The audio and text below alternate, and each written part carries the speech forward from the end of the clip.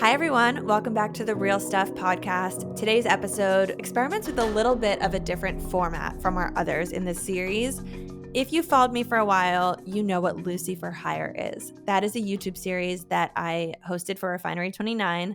And it's basically a series where I get the chance to explore other people's jobs, seeing if I have what it takes to do their job for the day. That was far and away my favorite series that I ever hosted.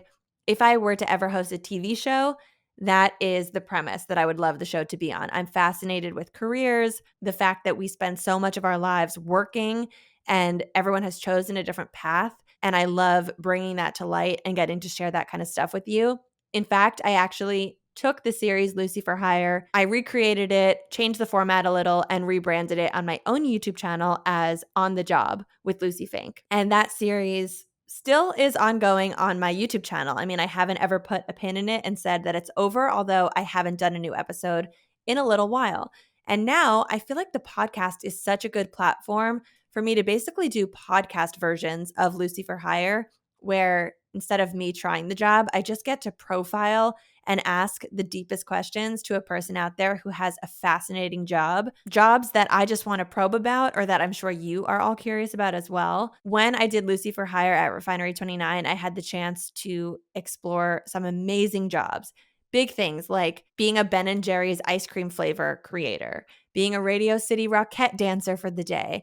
Also, small jobs, things like being a dog walker or a more local job like a hair colorist. To be honest, when I worked there, astronaut was number one on my list and I never got around to it. So I'm so excited to have found Hayley Arceneaux on social media. There are actually currently a handful of viral astronauts on TikTok right now, and I had any number of people I could have chosen for this interview. But as you will hear from Hayley, her story is just extra unique. It all starts in her childhood. I'm not going to step on her toes. I will let her tell you the story, but it's fascinating and it's led her to this incredible journey. And I had so many questions for her. Also, in this episode, you will hear me quote Carl Sagan with the pale blue dot text, which is an excerpt from his book called Pale Blue Dot. I realized after the recording that even though I read the excerpt, I didn't actually mention his name and give him credit. So when we get to that part, just know it's Carl Sagan, an incredibly emotional text, to say the least. I am so excited to do more episodes like this one about people who have fascinating career paths and really interesting stories. So if you feel like this is you, if your job is something that whenever you tell people about it at a dinner party, you're getting pestered with questions and you want to talk about it and share more with the masses, please go to luciefink.com/apply. We would love to have you on the show. If you're liking these episodes and you're watching on YouTube, please give the video a thumbs up. Otherwise, please comment, whether it's on Instagram, on YouTube, rate and review the show on Apple or Spotify. Every little bit helps, and I'm so grateful you're here. So without further ado, let's get into today's episode with Astronaut Hayley. Hayley, you have no idea how excited I am to have an astronaut on this show. Well, thank you. I'm also very excited to be here. Seriously, thank you for giving us the time. You have such an incredible story, and it actually goes all the way back to your childhood and to a not so happy experience. So, can you dive into your childhood story and just a little brief intro to where you are today? Yes. So when I was young, I grew up in Louisiana and had a very happy, normal childhood. I was very active, involved in taekwondo, martial arts. And whenever I turned 10, I started having some pain in my leg. And we went to see a doctor. They thought it was overuse from the taekwondo that I was doing. But the pain started getting worse. I started limping. And I'll never forget, my mom took a really good look at my leg and noticed there was a lump there, like a lump that had came out of nowhere. And we went to the pediatrician, first appointment the next morning. She took an x-ray and told us the life-changing news that I had bone cancer. That was the scariest moment of my life. As a 10-year-old, everyone that I knew that had cancer had died from cancer. And so I thought a cancer diagnosis was a death sentence. A few days later, we went to St. Jude Children's Research Hospital in Memphis. As soon as we walked in the doors, we just felt hope, like I was going to be okay and make it through that experience. And I ended up living in Memphis, receiving treatment for a year. And I had to undergo chemo, And then also I had a surgery that saved my leg, where they removed the bone with the tumor and replaced it with an internal prosthesis. A lot of rehabbing, trying to learn how to walk again and getting back to functioning. But even though it was the hardest thing I've ever been through. But I actually, during that time, it's like I almost felt a lot of purpose, and I was just so inspired by the staff who gave me hope that I was going to get through this. And I told everyone that was there that I'm going to come back and work with you someday. I made it through treatment. I was given the cancer-free news, and then I always kept that dream in my heart.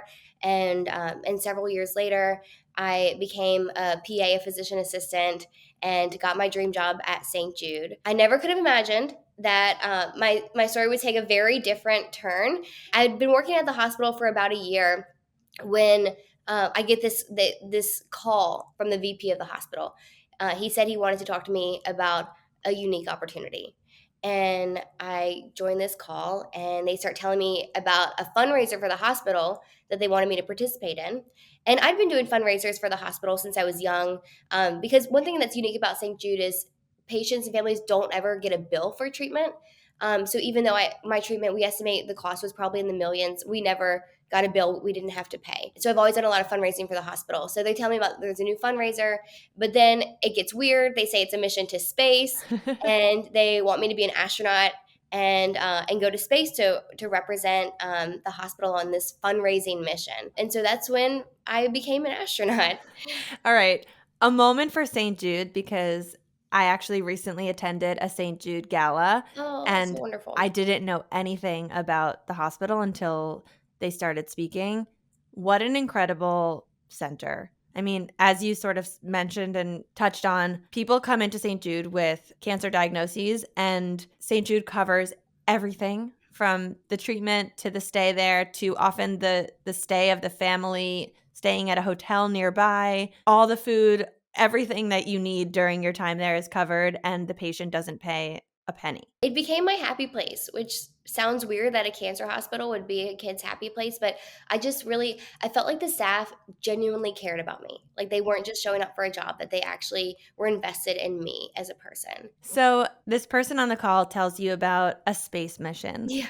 Had it ever crossed your mind beforehand, the thought of going into space at any point, or? Zero. I could not have been an astronaut because I have a prosthesis in my leg. So as far as being a NASA astronaut, I wouldn't ever qualify, because NASA astronauts and government astronauts have to be like physically perfect. And actually, space was always my brother's thing. So I'd been to NASA a couple times as a kid.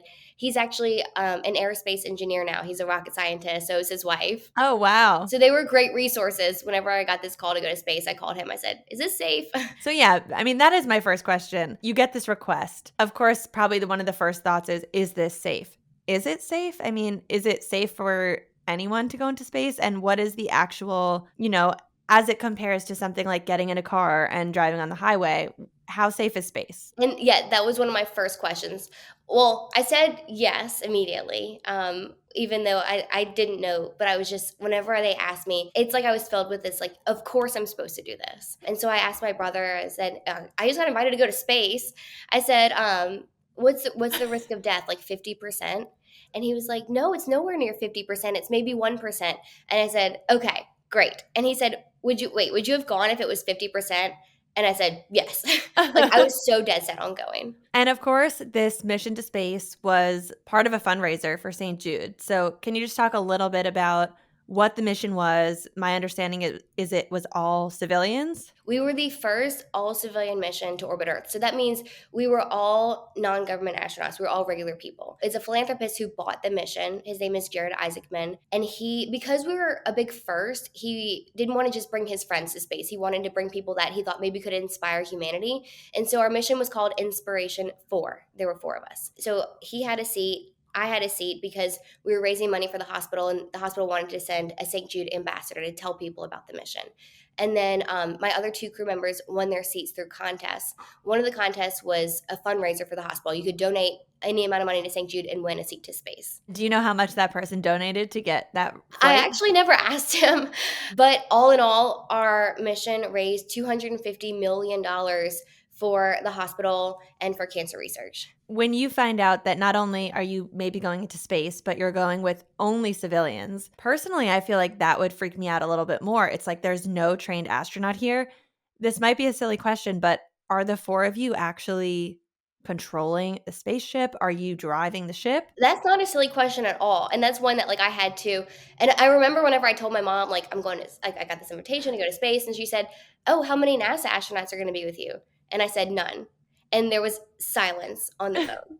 But what I learned is even though we're not, like, professional astronauts, like, that's not our full-time job, we all had to go through the same training at SpaceX that the NASA astronauts have to go through, and so we all did become trained astronauts, just commercial astronauts. And my commander and the pilot, they were in charge of programming different kinds of procedures on the spacecraft. So tell me a little bit about how does one train to go into space? It's intense. What's really intense about it is just the studying that goes into it. So we were just given like PowerPoints on PowerPoints about how the spacecraft worked, like how all the different systems work together to make this happen, the orbital mechanics behind it all. And then we went through a lot of practicing. So the majority of our training was at SpaceX, their facility in Hawthorne, California, where we would just sit in a simulator of the spacecraft and practice. We would practice everything going right, launch, reentry, our different tasks in orbit, and then our trainers would send us problems that we had to work through. And when you say a simulator, it's basically like a ride where you're sitting in the seat and you feel the motion and, the seat's vibrating, that kind of thing. Ours didn't move, but it had all like the control panel worked. Like it basically like looked like the spacecraft. It worked like the spacecraft, but it didn't move. That would have been really cool if it like could simulate that. And sometimes they would simulate sounds of launch. We did this one simulation for 30 hours straight. We were in that small capsule for 30 hours practicing like an abridged version of our mission. Were you awake the entire time? We had to sleep. That was part of the simulation too, is we had to practice sleeping in our chairs, kind of to like see what it would be like to sleep in space, even though it was much more comfortable to actually sleep in space. How much sleep did you get during that 30 hours? During the 30 hours, maybe a few hours, but when I was in space, I was like an 8-hour sleeper. Wow. Okay. We're going to get into your space sleeping situation. Another question that might be silly, but us mere Earth dwellers don't know these things. Oh no, I was in the same boat. Okay. So is there a way to simulate zero gravity without kind of being in one of those like free falling chambers where they just like shoot air up at you and you float? And this was one of my questions too when I started training. We actually did.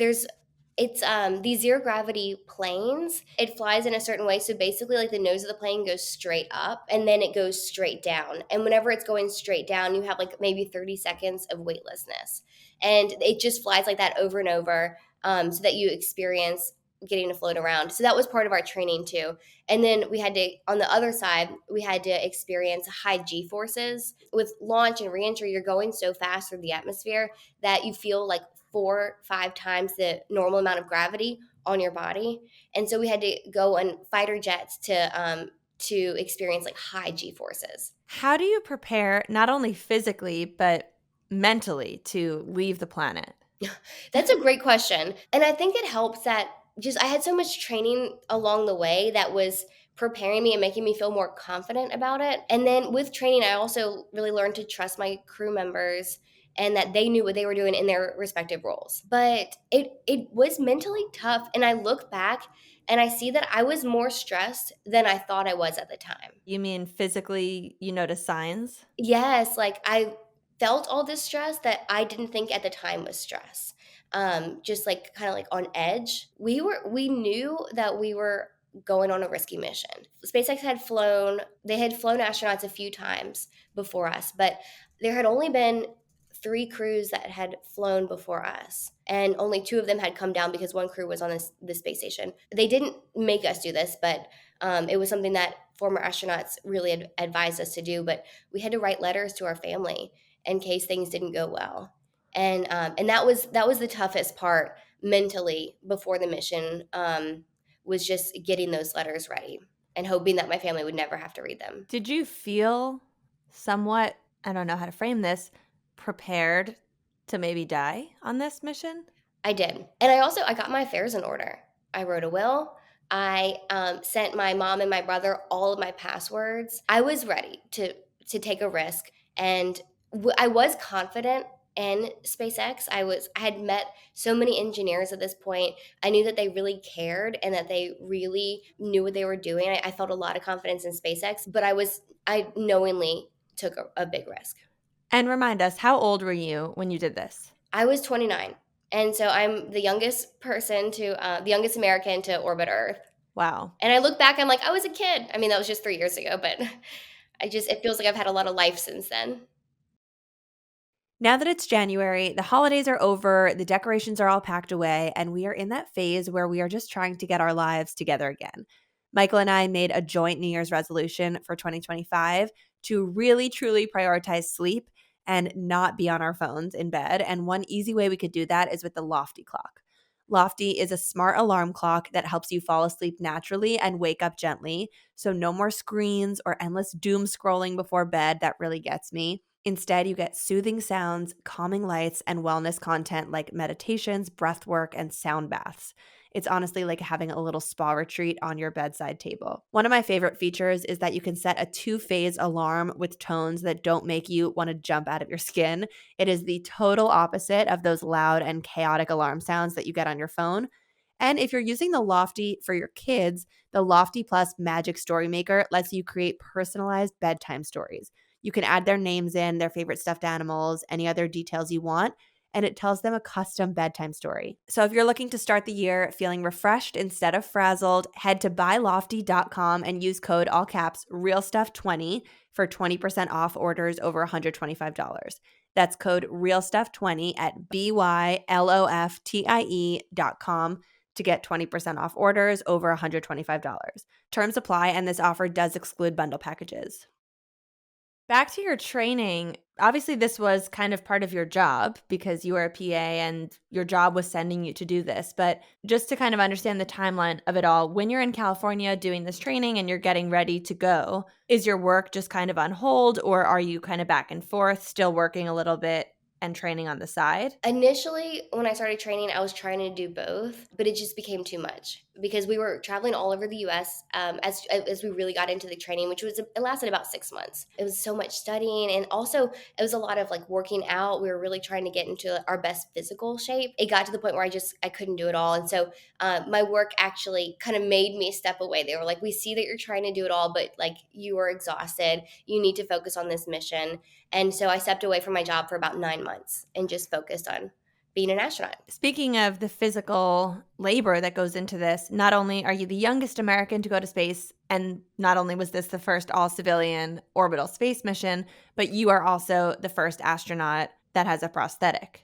Yes. What actually was the treatment with your tumor in your leg, and what is the result of that? So they had to remove basically like a big chunk of my femur and my knee, and they replaced it with this internal prosthesis, which is made of titanium. And because I was 10 and still growing, the prosthesis could expand as I grew.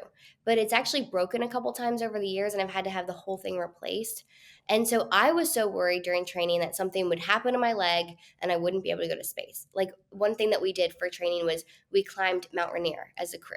And I was so worried like something would happen on the mountain. And then also whenever we did a lot of the G-force training, I was really worried that I had even visited my orthopedic surgeon and said, "Can my prosthesis handle the G-forces?" And he said, "We don't know." And so I was nervous for those moments, just really not wanting anything to happen to this leg that I've been in physical therapy for 5 years to try to gain function. But also, it was kind of this beautiful moment, too, where I thought, like, I'm going to be the first person with a prosthetic body part to go to space.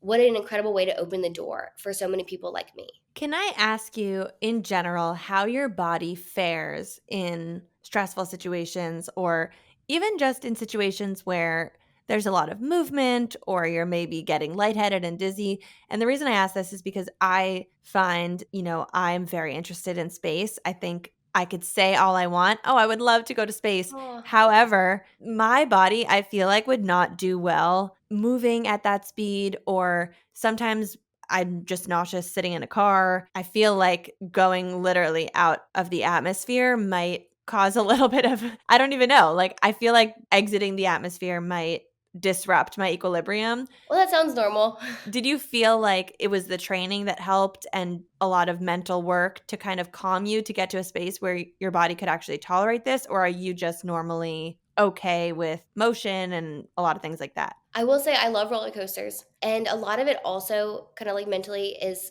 it's a very claustrophobic environment. And so they asked us a lot of questions before they even allowed us to be astronauts, like, how are you with small spaces? And luckily I was fine with like high motion and small spaces.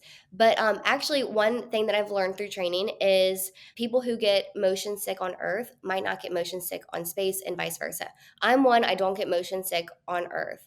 But I didn't know how I would be in space, and luckily, I did not get motion sick. In it's we call it space motion sickness, and it happens to about 50% of crew members. And it happened on my mission. 50% of my crew members got space motion sickness. I'm confident I would be one of those. Well, I have one of my friends who recently flew to space has some of the worst motion sickness on Earth. Had none in space, so you never know. Well, the claustrophobia takes me out of the equation because absolutely I cannot be in small spaces. And I'm glad you mentioned that because, that's one of those things that you don't think about and you would say, I could do it. But sometimes even just being in my podcast studio I'm in right here is a windowless room. I'm like, I got to get out of here. But to that point, I think there's a difference between being scared about the actual act of traveling to space versus being scared of space. And I want to go here for a moment because I'm the type of person who is enamored with space. I've read so many books about it. I watch videos about planets and space and black holes and stars, and I think it's fascinating, interesting. Honestly, anytime here on Earth when I'm getting stressed or anxious about anything, all I have to really do is think about the vastness of the universe and think about space. And I'm immediately pulled out of my own head. I'm immediately reminded that I'm just a little speck on this planet, and this planet is just a little speck in the solar system. And what am I worrying about? This isn't even worth it. I do know that a lot of other people feel quite the opposite, where the moment they start thinking about space because it really is a concept that's kind of hard to wrap your brain around. Absolutely. So the moment they start going there and trying to wrap their brain around it, it actually thrusts them into an anxious spiral about how insignificant they are and how vast the universe is. What was your take on space before going, and what is it now? Space always being like my brother's thing. I never really thought that much about space. Like love a night sky, but apart from that, I guess I just never really thought about it. And even before my mission, there were so many things I was excited about, like floating and seeing Earth. I was super super excited about that. But then when I actually was looking at Earth, I was filled with a lot of emotions, and one of those was just how big the planet feels, and yet at the same time really small, but I felt very connected. So I didn't feel isolated when I was looking at it. I felt very connected, wow, we're all on this together. And you look at it and you don't see borders. You just see these beautiful beautiful land masses and oceans. And I just thought about how I'm one of so many, but that's such a beautiful thing. We're all in this together. I want to dive more into your takeaways and your emotions of seeing the planet from space, but first, let's dive into the actual launching and the actual mission. So, how long does it take to shoot yourself up into space? And can you just walk us through what it was like sitting in that chair and going up? Yes. So this blew my mind when I found out, but it only takes 9 minutes to get to space. And I always Wow. joke, it takes me longer to drive to work. Seriously, my house is 8 minutes away from the local beach, so I could be at space in no Yeah, time. think about that next time you're on your drive. Yeah, and we've done so much training to really prepare us for launch. But when the day comes, there's just some things you can't prepare for.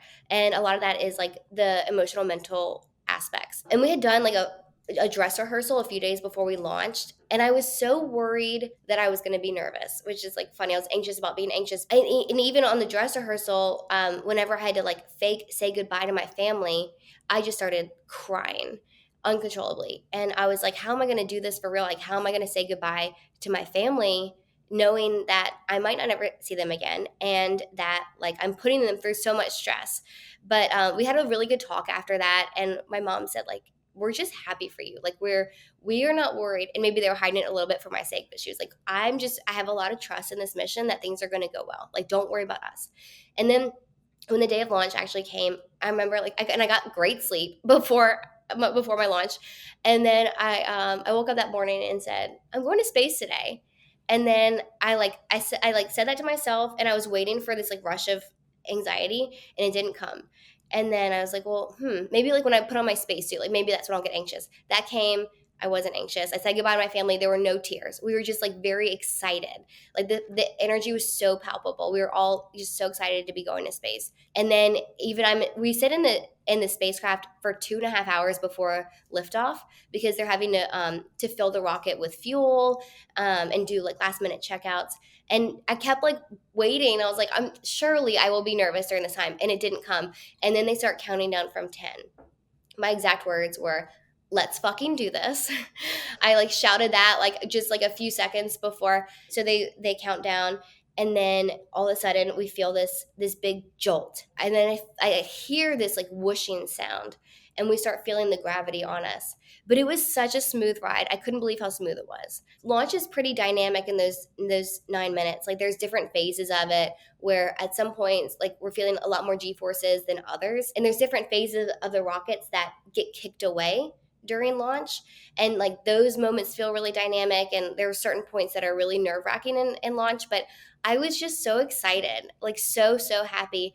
I started getting emotional like kind of towards the end of launch when I like knew we were going to be okay. And I was like thinking about my dad actually passed away from cancer a few years before I launched to space, and I just felt him I'm with sorry me. to hear that. Thank you. But I felt him with me, and like it's in a way that's like hard to describe.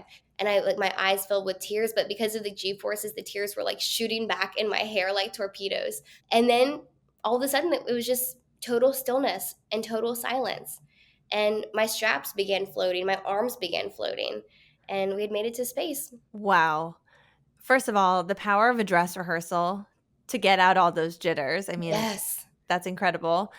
As you're on the journey up and you're feeling the force of gravity and I don't know, I'm assuming you're looking out a window and you're just seeing air and the sky and whatnot. Are you feeling like you're seeing or smelling fire? Is there like fire shooting out from the back of the rocket? There was. And so we couldn't see it on the way up. We saw the fire on the capsule coming back. And are you guys sitting in there the ones who are pushing the buttons to detach the different parts? That was all automatic, but my commander, he had the ability, if it didn't automatically shoot off, that he could have done things on his end to make that happen. So he was constantly monitoring the screens. So it really is this kind of crazy, tumultuous ride up, very loud, I'm assuming, very fast, a chaotic 8 minutes. And then, as you said, silence and calm and floating. And is the rest of your experience of being in space really like that for the next, what was it, 3 days you're up there? Yes.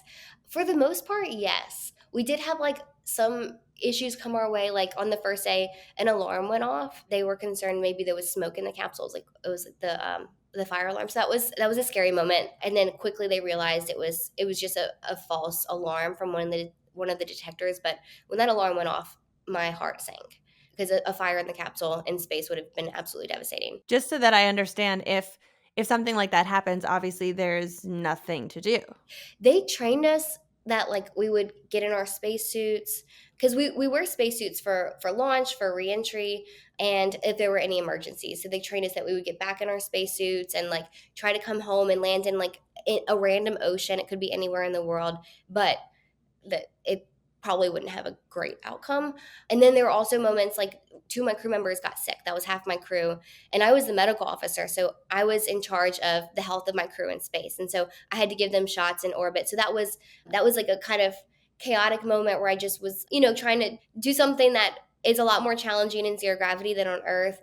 But other than that, like our mission was smooth sailing, and we were busy up there. We were doing a lot of research and did different tasks throughout our 3 days. It was, other than those moments, it was a very peaceful experience. Can you explain if an astronaut wearing their spacesuit somehow exits the aircraft? Do you die? Are you alive? Are you just floating around in nothingness? I'm assuming you need to be tethered to the ship. Is that even a thing you can do? Would you ever open the door and go out? On our mission, we didn't have the capabilities. Like our spacecraft wasn't designed to go to the vacuum of space. But the philanthropist who I went to space with, Jared, he actually went back to space just a few months ago, and he exited the spacecraft. It was the first civilian spacewalk. We took the same capsule to space, but we had this giant dome window, and on his mission, they redesigned the spacecraft to be able to take the vacuum of space. And instead of having a window, he had a door to space. And they had to redesign their spacesuits to really tolerate the heat and the cold of space, depending on where the sun is, to tolerate being at vacuum of space. And so that was very exciting. So you're in space for 3 days and 3 nights. When you're up there, are you on any sort of a circadian rhythm? Are you trying to sleep 8 hours like as if you would on Earth, or are you just sort of getting pockets of sleep here and there? We had done this like sleep shifting before we went to space because SpaceX knew our timeline before we launched. So we were like staying up till like 5 a.m. before launch. And then in space, we were on a very strict schedule, and it had the times that we would wake up as a crew, and we all slept at the same time as a crew. And you slept sitting upright in your seat, in your suit. Our seats were reclined for launch, and so they stayed in that reclined position. And I wasn't in my spacesuit at that point. We were just in like basically a long t-shirt and tights, and I had a sleeping bag that I put over my seat, and it had a seatbelt around it so that I didn't float off in the night.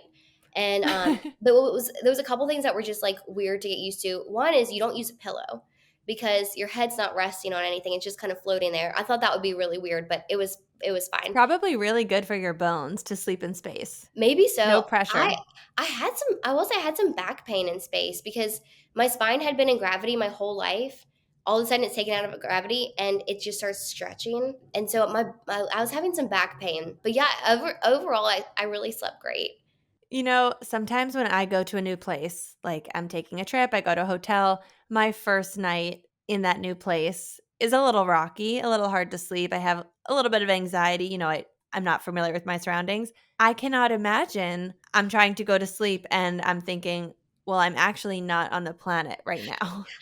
It's Do you weird. remember the feeling of the moment you and the other three people just say, all right, good night, everyone, Yeah. and you're off in silence? And like, what are you thinking about? Well, the first night, especially the first night, we were exhausted. Like launch day is exhausting because there's just like so many high highs, and then like also you say bye to your family. You're like having to really work hard to pay attention, do everything right for launch, and then for the first 8 hours of just trying to orient to zero gravity. So it's exhausting. I like passed out.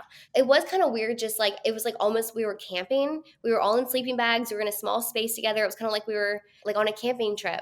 And everyone was like kind of like doing their own thing. Like at one point, one of my crew members, he didn't wear his seatbelt around his sleeping bag and he woke up on the ceiling. And so we were like all over the place. But it was, yeah, I was surprised that I was able to sleep so well because I'm with you. Sometimes I don't get a good night's sleep when I'm like out of my environment.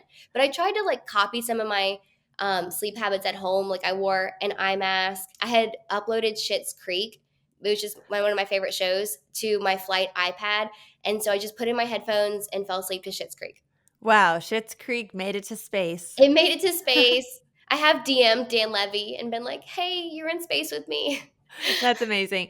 Do you remember any dreams you had up there? I remember one dream, and I was in space in the dream. Oh, But that's like cool. sadly, I like had forgotten it. But I remember that like I definitely had a dream where I was in space. Speaking of your space iPad, is that what you said? Yes. Technology. Do our cell phones work in space? Because you captured a lot of content up there. Yes, and it was all captured on my iPhone. So that's a great question. And that was because we were the first civilian mission and we were doing things a little bit differently.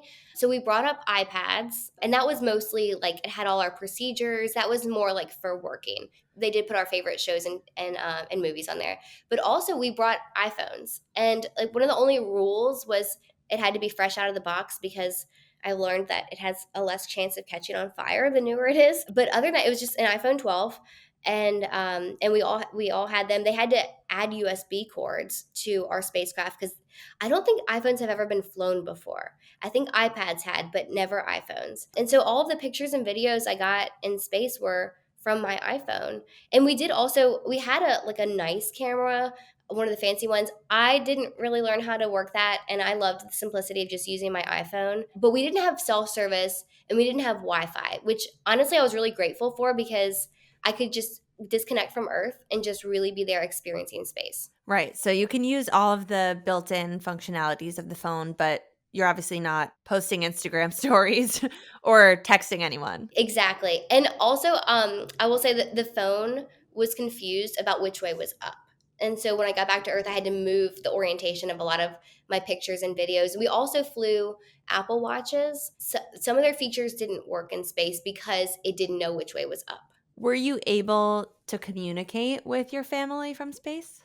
So through mission control, we did 2 calls with our families while we were in space, and they could see us and hear us, but we could just hear them, and so that was really fun. I loved getting to share that with them. Was this entire mission recorded? Like, did they have video footage of you taking off and being in your seat? Yes, they haven't shared everything publicly. Like they wanted us to like have like some moments that weren't shared. But SpaceX has recorded all this, and actually they made a documentary about our mission. It's on Netflix. It's called Countdown: Inspiration for Mission to Space, and it's 5 episodes, and it really shows like how we got picked for this mission, our training, and then there's an episode about our experience in space, and I love it because all the videos are like us. We took these videos on our iPhones, and it's just showing us like being silly, enjoying space. Can you tell us some more things about being in space that people wouldn't expect? Or just what were some of the things that when you came back to Earth, you were like, I have to tell people about this? So I was surprised about like the physical changes that occur in the human body, and a lot of it is because blood distribution is different in space. Like a lot of the blood that's kind of pools in your legs normally, everything shifts upward in zero gravity, and so that meant headaches, the blood, the pressure in your head. I had nasal congestion because for the blood vessels in my nose, like they were full of blood. My face was puffy, and kind of like how it felt was like if you like were hanging upside down off your bed for like an hour. That's like kind of what it felt like. And then I was surprised by the back pain. It was pretty bad. And it was one thing I wasn't expecting. You know, I was worried about my leg. My leg was totally fine. My leg felt fantastic. There was no gravity on it. It felt great. But the back pain kind of took me by surprise. And then just how common space motion sickness is, that usually 50% of astronauts get this like horrible nausea. But also I'll share that like zero gravity is very, very fun. We were like kids again. We ate cold pizza on our mission for the majority of the 3 days. We didn't eat the like classic astronaut like dehydrated food because our spacecraft was small and it didn't have a rehydrator. And so we brought either like shelf stable food, or we brought like basically an ice chest, and it was full of cold pizza. And we were just floating around trying to catch pieces of pizza in our mouths. We had the best time. When you were up there, you captured a lot of content, so much so that if someone goes to your Instagram page, it looks like you are in space all the time. Oh, yes. And this content was captured across 3 days on, correct me if I'm wrong, this was your one space mission so far. Yes. One thing that was like we were all trying to capture a lot of video was for the Netflix documentary, because we were told like, hey, like get videos of this, get videos of this. And I'm glad that we had that, because then we I don't know if we normally would have captured the amount of video that we ended up getting. But there were definitely moments where I just put my phone down and just like consciously was like, all right, I'm not going to capture this. I'm just going to try to remember it and try to remember how this makes me feel, like looking at our planet floating around. And I think initially after the mission, I don't know why I was like a little hesitant, but I just didn't share very much. I thought maybe, I don't know exactly what my hesitation was, but I feel like I've gotten positive responses, and people have told me how much they enjoy the footage that I've shared from space. And so honestly, recently I feel like I've been sharing more than ever. I do want to get back into the emotions of seeing the planet from space. There's videos of you crying in awe, obviously staring with your mouth agape as anyone would Yes. be. What did that feel like? And just talk us through those emotions. So I had mentioned we had this giant dome window, and we had to open basically like a door to get into that window. And the first time that we opened that door and I saw like the wholeness of our planet, because before that, I'd seen that whenever we first looked out the window, they're like airplane windows, like that size. And so I could see like just little parts of the planet. But the first time I saw the Earth from the cupola, I could see the entire 360-degree view of Earth all at once. And I was not expecting that. And also because we were flying so high into space, like we were higher than the space station, because of our altitude, we could really see the wholeness of Earth. And the first time I saw it, I really did, like my jaw dropped. And I had been in the middle of a procedure for opening the hatch to reveal our cupola. And like you hear me in the beginning of the video, I say, all right, we got some work to do. And I'm like doing the procedure. I see the Earth, my jaw drops, and then I'm like paralyzed. Like I can't even move. I'm just so consumed by seeing that view. And it did make me emotional. I try, like in general, I'm one that I don't love to show emotions in front of other people, but I couldn't help it. And I was filled with so much gratitude that it was overwhelming. And that's where a lot of the emotion came from. Like I said, I just can't believe we're experiencing this right now. When I went to space, less than 70 women had ever been to space, only 500 something people in all of human existence. And this wasn't something that I had chased. It was this incredible opportunity that came to me. And the gratitude, the magnitude of it was just so overwhelming that I couldn't help but have some space tears that stuck to my face because they didn't roll down my cheeks without gravity. They just kind of stayed there. But it was beautiful. It reminds me of the pale blue dot Yes. speech. And, I just want to read this little quote for people because I feel like it's obviously applicable here. You're looking at an image of Earth from the distance, from space. And it says, look again at that dot. That's here. That's home. That's us. On it, everyone you love, everyone you know, everyone you ever heard of. Every human being who ever was lived out their lives. The aggregate of our joy and suffering. Thousands of confident religions, ideologies, and economic doctrines. Every hunter and forager, every hero and coward, every creator and destroyer of civilization, every king and peasant, every young couple in love, every mother and father. This is making me want to cry. Hopeful child, inventor, and explorer. Every teacher of morals, every corrupt politician, every superstar, every supreme leader, every saint and sinner in the history of our species lived there on a mote of dust suspended in a sunbeam. Really like a wild thought. It's so powerful. I recently listened to a podcast all about the science of awe, how awe can actually help you, feeling awe every day and intentionally finding moments of awe, how that can impact you. And that speech is really the first thing that I think I would be thinking of when I'm looking at the dot, just how, when you're a child, you learn about everything that goes all the way back to the dinosaurs. And even that is on this planet here. And it's just everyone you've ever heard of, everything that's ever been is here. And it's just a crazy thought. Yes. There were so many moments looking at the planet that I said, like, everyone I love is down there. And like, I'm up here. I'm off the planet. Like there's just so many moments that I was saying it to myself out loud or like in my head to almost like help me believe it because it was just so unbelievable. Once you go to space and you go through this training and you are, I guess, a certified astronaut, I don't know what it's called, are you now forever an astronaut? Yes. I don't know if I'll ever fly again. I don't think I will. I think I was incredibly blessed to have had this once in a lifetime opportunity. You never know what would happen because I have been trained, especially on the SpaceX Dragon, and I was medical officer for this mission, trained for that role. But yeah, you never know like what the future will hold. I definitely didn't think I would get this one opportunity, but yeah, astronaut for life. Is that because you don't think that you want to do it again or because you don't know that you will get the opportunity to? I would be interested in going back to space, but also I want other people to experience it. There still haven't been very many of us who have been to space, and it's life changing, and I want everyone to have that. On this show, we talk a lot about money and income and salaries. Seeing as your mission was a charitable mission for St. Jude, I'm assuming none of the astronauts were compensated for that trip. Correct. And we also, apart from the philanthropist who bought the mission, none of us had to pay for our seats. And I don't know how much it cost. Part of me like never wants to know, but it was not a cheap space mission.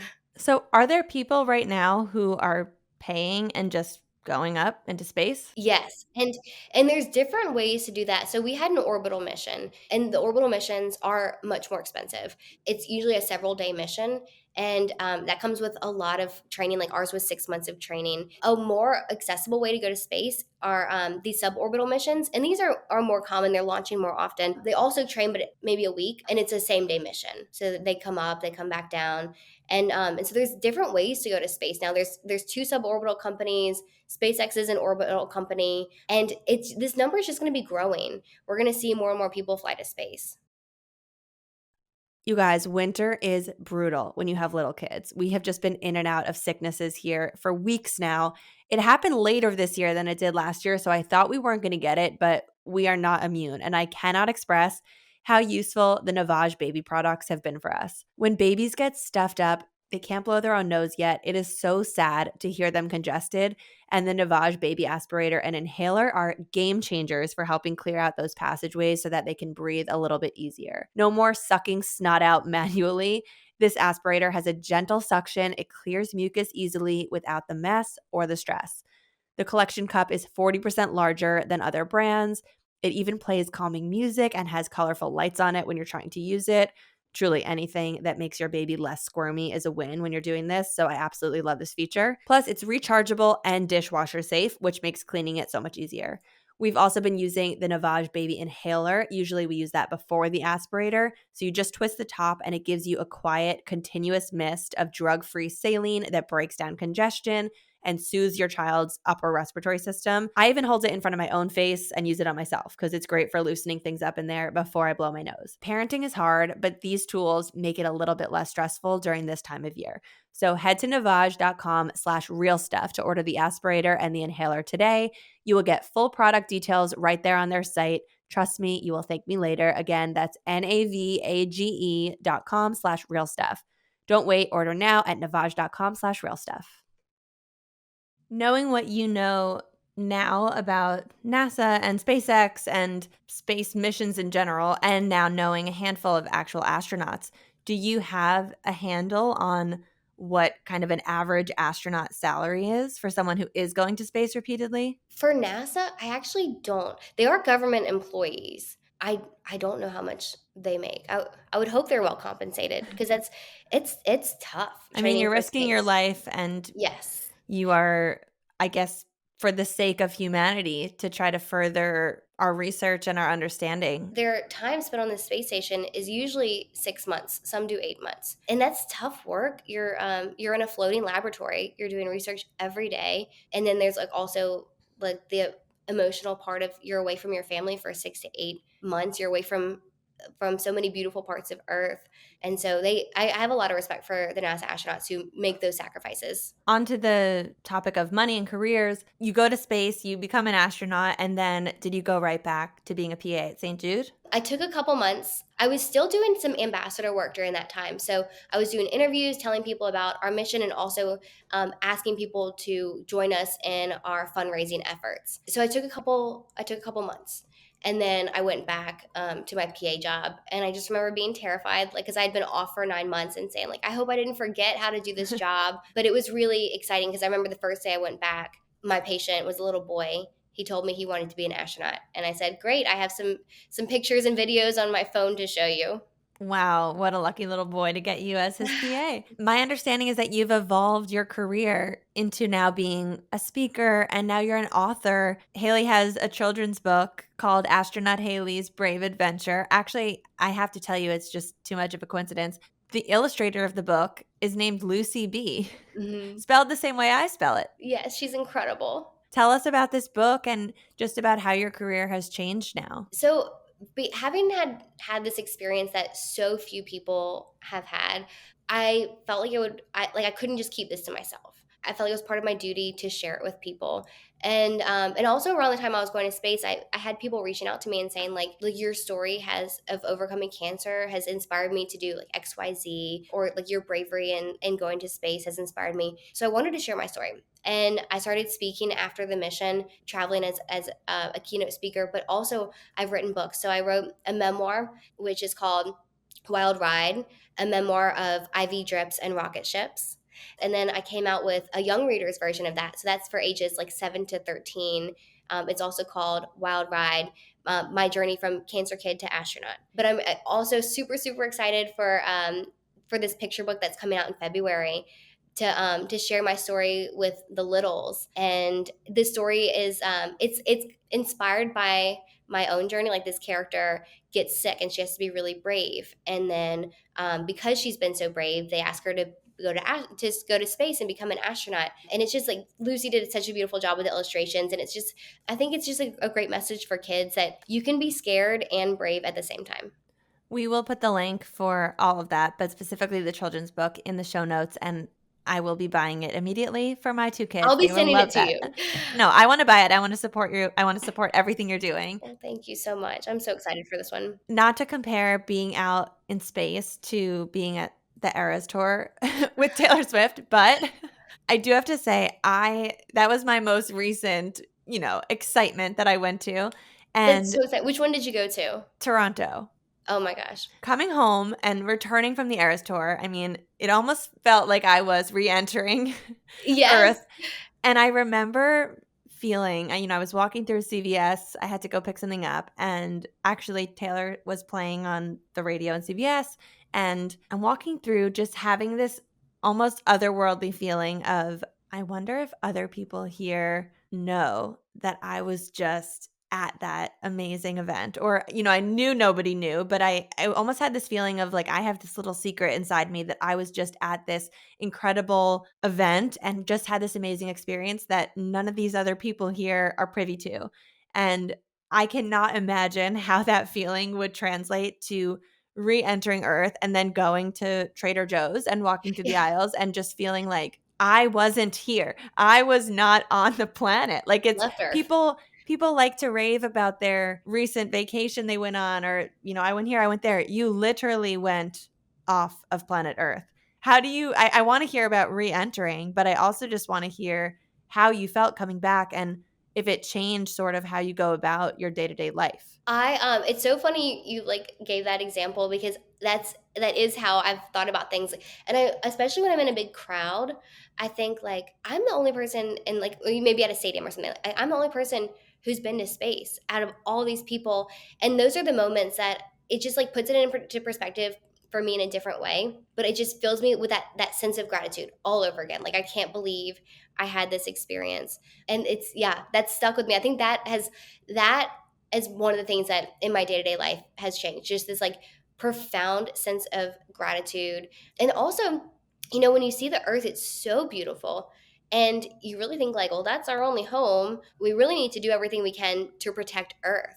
And so I think I've changed in that regard too, of just trying to be a more mindful consumer and wanting to do what I can to protect earth. What have you done in that department? Like what changes have you made? Well, this is embarrassing to admit out loud, but I didn't recycle before going to space. Also, like I was from a really small town, we didn't have recycling, but so that just like wasn't in my practice. But that is something that I've tried to be really mindful about, and just like reducing my plastic any ways that I can. As some of my followers can attest to, one thing I've said many times as a content creator is part of the reason I love doing this job that I do is because I have people who are following me who are interested in my lifestyle content and following my life and seeing all the twists and turns it makes, and wherever I'm going, they're there for the ride. I got a little taste of that when I brought my followers along for my engagement content and then my wedding content and then buying a house and having kids, and now I'm a mom and I've just transformed and moved and shifted interests along the way. And people do ask me a lot just what I love about this job the most.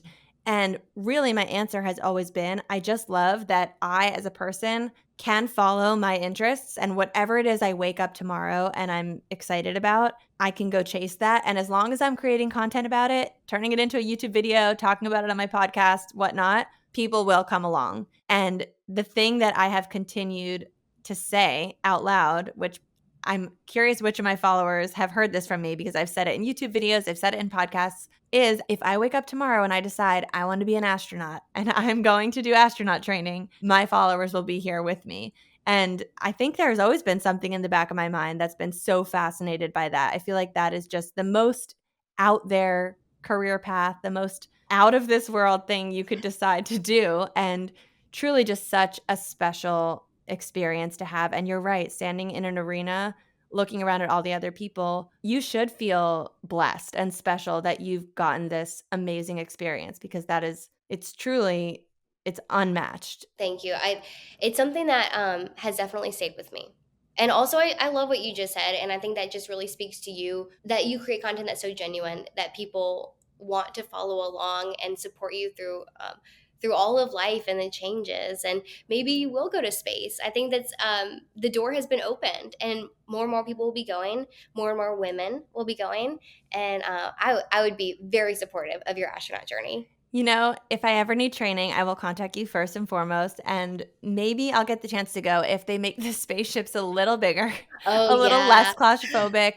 I could use like all glass, so we need to update the technology. Well, I know a rocket scientist who could help you out. You do know rocket scientist. Hayley, thank you so much for coming on the show. This was so fascinating. I know our audience is going to love you, and your journey has been so inspiring. Everyone, please check out the show notes. I'm going to share all of her links, and you have to follow her on social media. She's got some incredible content. Well, thank you so much for having me. You were so fun to talk to, and I really enjoyed this. Thank you. Thank you so much for tuning in to The Real Stuff. I'm Lucie Fink. Don't forget to follow the show on social media at The Real Stuff Pod. And if you're liking these episodes, please head over to Apple Podcasts and leave us a written review. It helps the show so much. And if you're feeling called to come on the show, visit luciefink.com/apply and tell us your story. We'll see you next week for another intimate conversation on The Real Stuff.